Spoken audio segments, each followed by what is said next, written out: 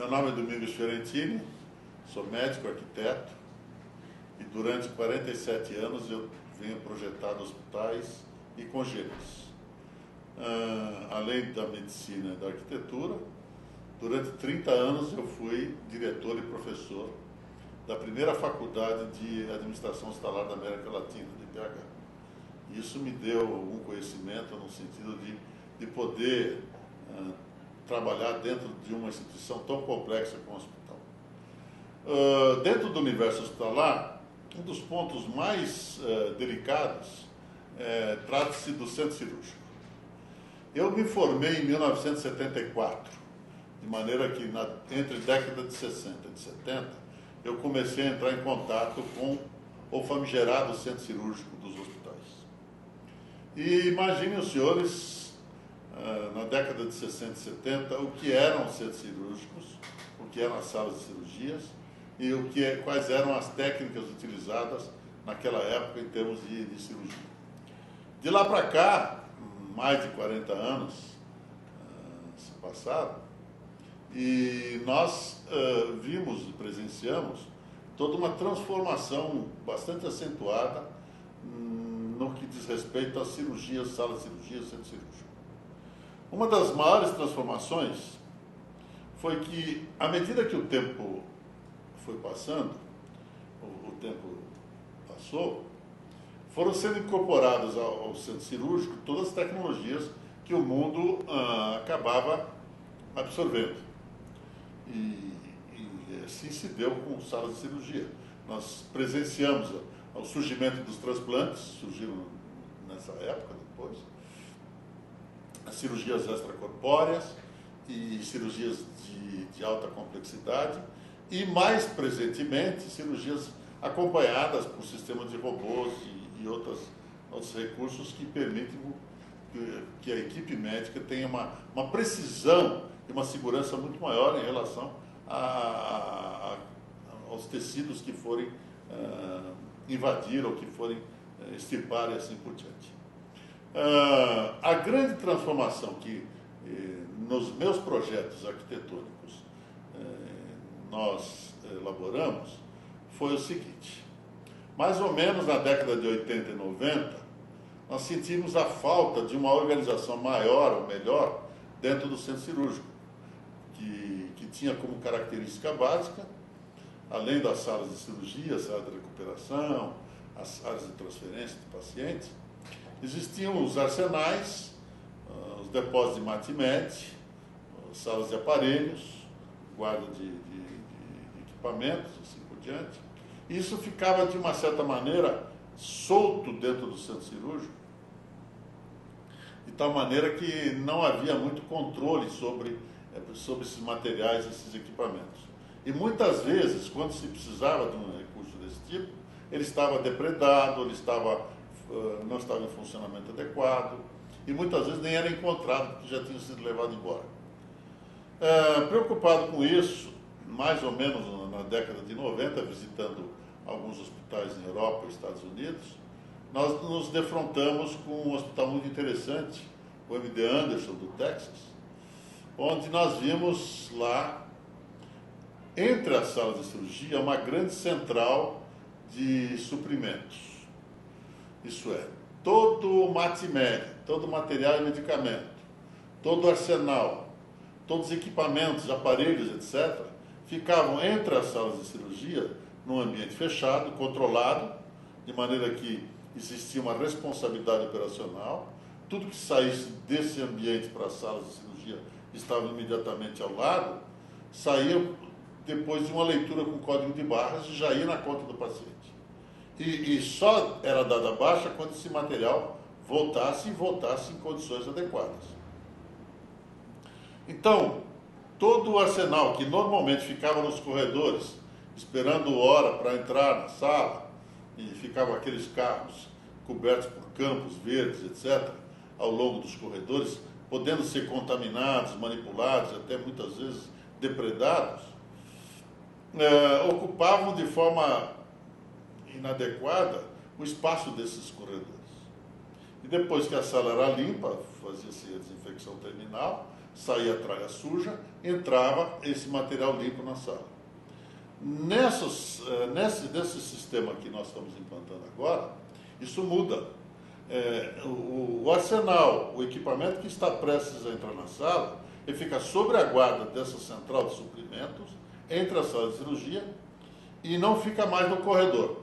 Com isso, nós temos um corredor externo, por onde circulam médicos, enfermeiras, anestesistas, os profissionais que atuam dentro do centro cirúrgico, mais o paciente e acompanhantes. E dentro, somente a equipe responsável pela guarda e controle desse equipamento, desse material, dessa central de abastecimento. Com isso, nós eliminamos uma figura que era tradicional no centro cirúrgico, que era circulante de corredor. Não sei se os senhores sabem, existia uma profissional, geralmente uma auxiliar de enfermagem, um enfermeiro, que ficava nos corredores para servir as salas daquilo que as salas precisassem, que não fosse, vamos dizer assim, previsto durante o intervalo, durante o processo de cirurgia. Então precisava buscar um cat-gu, precisava pegar uma cânula, precisava pegar um material, um medicamento. Esse profissional se deslocava por fora, pelos corredores, ia até as centrais e se abastecia e trazia até a sala de cirurgia. Com essa central entre as salas, elimina-se a necessidade desse profissional. Nós não temos mais circulantes de corredor. Além dessa grande transformação, o estorno do material que entra na sala, que até então era feita pela equipe dentro da própria sala, de maneira que o cachorro tomava conta da linguiça, hoje o estorno é feito nessa central de suprimentos, por um profissional que não está envolvido com o meio operatório. Ele simplesmente confere o que retornou do material que foi, e com isso nós temos absoluta certeza de que aquilo que foi consumido consta na conta do paciente, com exceção do que foi estornado e volta para o estoque do Matimed. Outro aspecto importante é que quando se termina uma cirurgia, um aparelho microscópico, um respirador, etc., ele pode passar através dessa equipe que controla essa central de suprimentos por uma checagem. Nós fazemos uma checagem desse equipamento e identificamos se está novamente em condições de uso. Se precisa fazer alguma manutenção, uma troca de um circuito, algum conserto que tem que ser feito, isso passa a ser executado imediatamente. Nada fica armazenado sem que se tome uma providência para colocá-lo novamente em funcionamento. Outra modificação que ocorreu nesses últimos anos foi com relação ao ar-condicionado. Mais ou menos na década de 70, começaram a surgir os filtros de ar, e nós assistimos uma primeira palestra que ocorreu na USP, na cidade universitária, onde começaram a apresentar os filtros de alta eficiência, os famosos filtros EPA. Esses filtros, chamados também de filtros absolutos, que filtravam 99,97% de partículas de 0,3 micro por pé cúbico, isso significa que um pé cúbico de ar passaria no máximo 3 partículas de 0,3 micros para cada pé cúbico de ar. Isso traz para dentro da sala uma filtragem tamanha que passamos a ter partículas submicrônicas dentro do ambiente. Isso traz um rigor de controle de acesso de particulados para a sala, que é muito adequado para cirurgias, principalmente as cirurgias extracorpóreas ou as cirurgias de baixa resistência, onde o paciente possui uma queda na sua capacidade de defesa contra agressores microbianos, ou vírus, bactérias ou coisas desse tipo. Com isso, nós evoluímos muito. O ar-condicionado passou, naquela oportunidade, a ser extremamente rigoroso, a ponto de se preconizar, na época, os famosos fluxos laminares. Na realidade, esse fluxo laminar preconizava uma quantidade de ar deslocado em torno de 400 trocas por hora da sala, o que era um volume de ar fantástico. E preconizava-se também que a superfície do teto era insufladora e o piso era exaustor. Tal sorte que criava-se um colchão de ar do sentido de cima para baixo, carregando as partículas de maior peso para o sistema de drenagem e filtragem desse ar. Posteriormente, chegou-se à conclusão que isso era um exagero. Como sempre, a teoria, depois da comprovação científica, se mostra exagerada. E nesse caso foi um caso típico, porque mostrou-se que não havia necessidade de fluxo laminar. Bastava simplesmente a filtragem do ar, porque comparando-se cirurgias feitas sob o regime de ar com fluxo laminar e cirurgias somente com ar filtrado, as duas apresentavam mesmo incidência de contaminação, de maneira que era, vamos dizer assim, insignificante a participação do fluxo laminar na redução da quantidade de infecções durante as salas de cirurgia, durante as cirurgias. Com isso, hoje, as salas de cirurgias mais modernas não possuem mais fluxo laminar. Nós temos as salas filtradas com filtros absolutos, chamamos de filtro EPA. Algumas salas, por exemplo, as salas que não são de extracorpórea, não são de cirurgias onde há uma baixa resistência local, como o caso das osteossínteses, onde eu tenho uma defesa local muito baixa, ou algumas cirurgias onde o paciente possua uma queda de resistência. Normalmente, as cirurgias em geral, basta a filtragem com filtro F, de maneira que, se colocarmos filtros absolutos em todas as salas de cirurgia, vai ser um exagero absolutamente desnecessário. O filtro F é perfeitamente competente para impedir infecções transmitidas pelo ar dentro de uma sala de cirurgia. É lógico que todo o resto das precauções preconizadas para controle de infecção se mantém, desde luvas, máscaras, gorros, material esterilizado, tudo isso acaba interferindo no controle de infecção de uma forma geral. Mas vejam, nós partimos de um mundo onde o ar não era importante, até uma transformação bastante radical, o ar passou a ser culpado por tudo, usava-se então o fluxo laminar, que era muito caro, imagine 400 trocas de ar numa sala de cirurgia, precisavam ventiladores, motores muito possantes, muito potentes, e isso encarecia demais o sistema de ar. E voltamos então, a posterior, da década de 90 para o nosso século agora, a uma realidade onde basta para cirurgias de alta complexidade, cirurgias compóricas, cirurgias com baixa resistência, o uso de filtros absolutos. E em cirurgias gerais, sem esse nível de complexidade, pode-se utilizar filtros F, de acordo com as nossas normas de ar-condicionado. Então, veja, a transformação do ar-condicionado foi um fato importante nos últimos 30, 40 anos do centro cirúrgico. O surgimento desse espaço entre as salas, onde se coloca toda a central de suprimentos, MATMED, aparelhos, arsenal, e esse espaço ele é abastecido ou diretamente através de carrinhos do próprio andar, que vem da central de material esterilizado, ou pode ser transportado através de montar-cargas específicos que trazem dos seus setores, farmácia, almoxarifado, central de esterilização, trazem diretamente para esse espaço entre as salas de cirurgia o material a ser utilizado por estas salas. Além disso, nós temos os tubos pneumáticos. Aliás, um dos meus sonhos é acabar com farmácias satélites, porque cada farmácia satélite implica em 4 funcionários em 24 horas. E farmácia satélite ela é obrigatória a funcionar em 4 turnos. 4 funcionários que não são meros fornecedores de medicamentos, meros atendentes. Eles têm que ter um nível de instrução, têm que ter um salário um pouco diferenciado, mais todos os direitos trabalhistas, férias, absenteísmo, que sempre acaba ocorrendo, e precisamos então suprir essas deficiências ao longo do tempo, além de termos subestoques. E isso encarece demais. Um hospital hoje, de média, grande porte, tem no mínimo 4 farmácias satélites: pronto-socorro, centro cirúrgico, UTI e internação. E multiplique 4 por 4 profissionais. 16 profissionais que vocês têm que pagar salário por mês. Além do que, nem sempre o funcionamento dessas farmácias satélites oferece a rapidez desejada.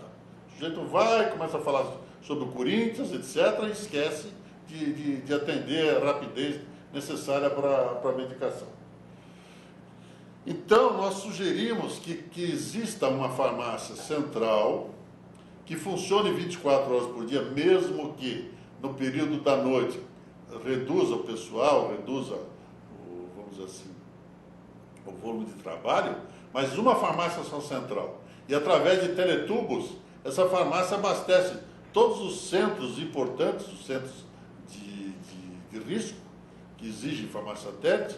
Com esses tubos, nós teríamos just in time, no mesmo instante, esse medicamento saindo da farmácia diretamente para cada um desses centros consumidores, mesmo que isso não tivesse programado dentro de uma rotina de prescrição. De tal sorte que esse espaço entre as salas de cirurgia poderia estar sendo suprido por tubos pneumáticos que pudessem comunicar o laboratório, pudesse comunicar a farmácia, pudesse comunicar outros centros do hospital que porventura tivesse algum suprimento para ser levado, até sangue, para ser levado ao centro cirúrgico. Eu posso pedir sangue num determinado horário, esse sangue poderá ir. Hoje existe um sistema de transporte que não produzem vibração e não provocam hemólise nas hemácias. E com isso mantém o sangue numa condição adequada. Então vejamos, ar-condicionado, a central de suprimentos. Mais recentemente nós chegamos a fazer reforma e ampliação de alguns hospitais importantes. Einstein, Sírio-Libanês, Samaritano e outros tantos hospitais. E o que nós observamos é que, dentre as grandes modificações, uma delas é o tamanho da sala de cirurgia. As salas ditas salas de grande porte, que eram salas de 30, 35 metros quadrados, hoje elas têm 40, 45, 50 e algumas até 60 metros quadrados. Isso por quê? Porque nós passamos a observar que algumas tecnologias acabaram invadindo o centro cirúrgico. Recentemente, no caso de um desses citados, nós tivemos a necessidade de levar para junto da sala de cirurgia de neuro um equipamento de ressonância magnética. Imagina os senhores, um baita de um equipamento de ressonância, um magneto imenso, mais de 6, 7 toneladas cada um desses, dentro de um centro cirúrgico. O grande problema é que o centro cirúrgico não oferecia demanda suficiente para que esse equipamento ficasse exclusivo do centro cirúrgico.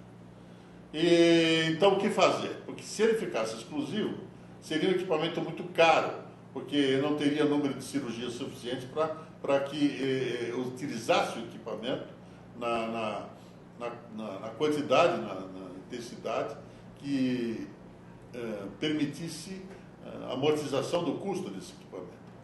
Então criou-se uma ideia, uma solução bastante interessante, onde o equipamento de ressonância ficou acoplado a uma sala de cirurgia com a possibilidade de um acesso ambulatorial externo, sem invadir a área crítica, a área cirúrgica, e o paciente, então, externo faria o exame de ressonância magnética. Aquele paciente que viesse pelo pronto-socorro, ambulatório, etc., até da unidade de internação. No caso da existência de uma cirurgia, fecha-se a porta de acesso ao ambulatório e abre-se a porta da sala de cirurgia. E o paciente da sala de cirurgia entra direto para o magneto, para a ressonância magnética. Isso viabiliza e possibilita a instalação de equipamento desse tipo. Outras ideias surgem com magnetos sobre trilhos que podem ser deslocados para dentro da sala. Mas isso já implica em um custo maior, estrutura mais complicada, e o próprio equipamento ele sofre mais quando ele é deslocado nessas circunstâncias. Mas observamos que a grande maioria dos centros cirúrgicos do mundo inteiro começa então a receber essas tecnologias mais sofisticadas. Os robôs, os Da Vinci, que todos já ouviram falar e conhecem, os microscópios, os computadores, toda aquela tralha que hoje costuma acompanhar cirurgias de alta complexidade. Isso faz com que essas salas sejam imensas. Outra inovação muito boa é a parte de visual, do visual das telas de computadores, de telas até de sistemas de comunicação à distância, de tal sorte que eu posso ter uma cirurgia aqui em São Paulo sendo acompanhado por um profissional especializado através de uma videoconferência, através de uma telemedicina, em Nova York por um grande cirurgião e acompanhando a cirurgia aqui em São Paulo. Isso é perfeitamente factível. E as imagens transmitidas tanto daqui para lá como de lá para cá, uma qualidade fantástica, né? Então, vejam, nós passamos a ter dentro da sala de cirurgia um número grande de tecnologias envolvidas. Passamos a ampliar as salas, hoje salas que não eram usuais, salas de 40, 50, 60 metros, hoje passam a ser muito utilizadas. O ar-condicionado também evoluiu para o máximo de uso, de repente voltou um pouco mais a pé no chão, com fluxo laminar, absolutamente abandonado, abolido, usando somente filtro zero. Algumas outras tecnologias continuam sendo muito importantes na manutenção e operação do centro cirúrgico. O código de barras, por exemplo, né? Tudo que entra na sala ou sai da sala pode ser controlado através do código de barras, de maneira que simplesmente ao sair do depósito e entrar na sala de cirurgia, já entra na conta do paciente. E só se estorna da conta do paciente aquilo que retorna para o depósito que se encontra entre as salas de cirurgia. No mais, o quanto vamos evoluir nessa área, se fala hoje até em 3 dimensões, se fala hoje em robôs sendo comandados por profissionais cirurgiões de outras regiões. Ele pode, através de telecomandos, estar acionando robôs. Mas isso ainda para a nossa realidade, ainda um pouco avançado demais. Por enquanto, o que me resta como conhecimento para transmitir para os senhores é isso. Muito obrigado.